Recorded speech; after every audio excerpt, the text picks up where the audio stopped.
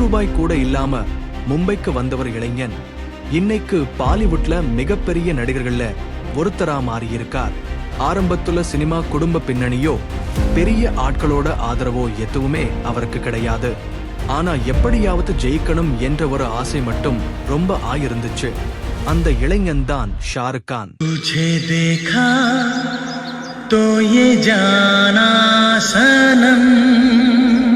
சின்ன வயதிலிருந்தே படிப்பு மட்டுமில்லாமல் விளையாட்டு, நாடகம், நடிப்பு என்று பல விஷயங்களில் ஆர்வம் இருந்தது. கல்லூரியில் படிக்கும் போதே நாடகங்களில் நடிக்க ஆரம்பித்தார். டெல்லியில் பேரி ஜான் கிட்ட நடிப்பு பயிற்சி எடுத்தது அவருடைய வாழ்க்கையில் ஒரு முக்கியமான திருப்புமுனையாக அமைந்தது. நாடக மேடையில் பல கதாபாத்திரங்களில் நடித்ததன் மூலம் பார்வையாளர்களை எப்படி ஈர்ப்பது, உணர்ச்சிகளை எப்படி வெளிப்படுத்துவது என்று கற்றுக்கொண்டார். அதன் பிறகு ஏஜி, சர்க்கஸ் போன்ற தொலைக்காட்சி தொடர்களில் நடித்து மக்கள் கவனத்தை பெற ஆரம்பித்தார். குறிப்பாக ஏஜியில் அபிமன்யு ராய் என்ற கதாபாத்திரம் அவருக்கு நல்ல அடையாளத்தை கொடுத்தது.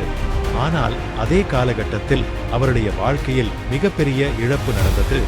இளம் வயதிலேயே பெற்றோர் இருவரையும் இழந்தார். அந்த இழப்பு அவரை மிகவும் பாதித்தாலும் தன்னுடைய கனவை விட்டுவிடக்கூடாது என்று முடிவு செய்தார். 1991 மும்பைக்கு வந்தார். பாலிவுட்டில் அவருக்கு பெரிய ஆதரவாளர்கள் யாரும் இல்லை. ஆனாலும் தன்னம்பிக்கையும் நடிப்பின் மீது நம்பிக்கையும் இருந்தது. மறுப்பு வந்தாலும் முயற்சியை நிறுத்தக்கூடாது என்ற மனநிலையுடன் வாய்ப்புகளை தேடினார். 1992 தீவானா படத்தின் மூலம் கதாநாயகனாக அறிமுகமானார். படம் வெற்றி பெற்றதோடு அவருக்கு சிறந்த அறிமுக நடிகருக்கான விருதும் கிடைத்தது. அதன் பிறகு பாசிகர், டர் போன்ற படங்களில் வித்தியாசமான கதாபாத்திரங்களை ஏற்று நடித்தார். அந்த காலத்தில் கதாநாயகன் என்றால் நல்ல கதாபாத்திரத்தில் தான் நடிக்க வேண்டும் என்ற எதிர்பார்ப்பு இருந்தாலும் ஷாருக் எதிர்மறையான குணங்கள் கொண்ட கதாபாத்திரங்களையும் துணிச்சலாக ஏற்றுக்கொண்டார். அதனால் அவர் வெறும் காதல் கதாநாயகன் அல்ல, எந்த கதாபாத்திரத்தையும் சிறப்பாக செய்யக்கூடிய நடிகர் என்று மக்கள் புரிந்து கொள்ள ஆரம்பித்தார்கள். பின்னர் வந்த தில்வாலே துலனியா லே ஜாயேங்கே அவருடைய வாழ்க்கையையே மாற்றியது.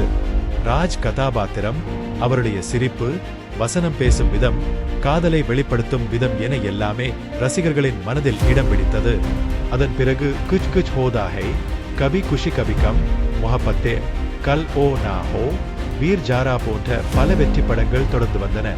ஒரு கட்டத்தில் ஷாருக் கான் என்றாலே பாலிவுட் என்ற அளவுக்கு அவருடைய புகழ் உயர்ந்தது. 2 கைகளையும் விரித்து நிற்கும் அவரது தனித்துவமான தோற்றம் கூட ஒரு அடையாளமாக மாறியது.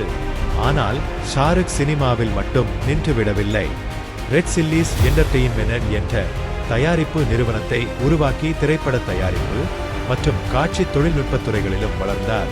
அதன் பிறகு கொல்கத்தா நைட் ரைடர்ஸ் அணியின் இணை உரிமையாளராகி கிரிக்கெட் உலகத்திலும் நுழைந்தார்.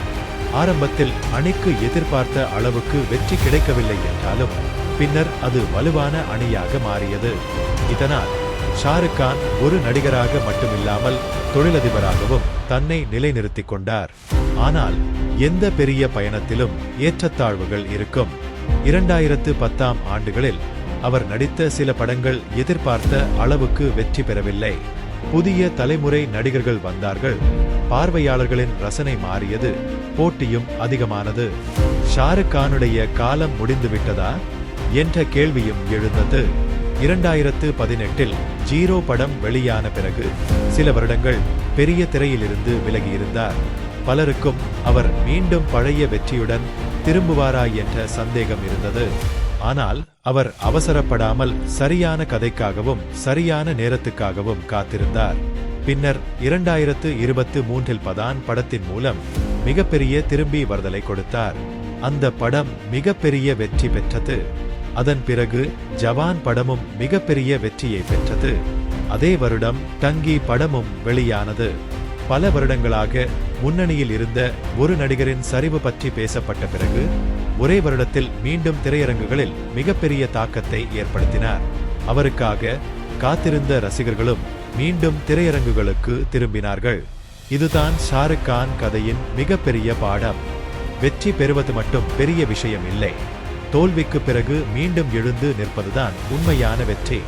இன்று ஷாருக் கான் ஒரு நடிகர் மட்டுமல்ல, உலகம் முழுவதும் அறியப்பட்ட இந்திய நட்சத்திரம். டெல்லியில் இருந்து மும்பைக்கு வந்த ஒரு இளைஞன் நாடக மேடையிலிருந்து தொலைக்காட்சிக்கு, அங்கிருந்து பாலிவுட்டுக்கு, பாலிவுட்டிலிருந்து உலக நட்சத்திரமாகவும் தொழிலதிபராகவும் வளர்ந்தார். இது வெற்றியை பற்றிய கதை மட்டும் கிடையாது. இழப்பு, போராட்டம், மறுப்பு, துணிச்சல், தோல்வி, மீண்டும் எழுச்சி என அனைத்தையும் கடந்து வந்த ஒரு பயணம். பெரிய பின்னணி இல்லாமல் ஆரம்பித்த அவர் ஒரு கனவை மட்டும் நம்பி தொடர்ந்து முயற்சி செய்தார். சில பேருக்கு வெற்றி கிடைக்கும், சில பேரோ வெற்றியை உருவாக்குவார்கள். ஷாருக் கான் அப்படிப்பட்டவர். ஏனென்றால் அவருடைய மிகப்பெரிய சாதனை ஒரு வெற்றி படம் அல்ல, விழுந்த பிறகும் மீண்டும் எழுந்து நிற்க முடியும் என்பதை நிரூபித்ததுதான். तुझे देखा तो ये जाना सनम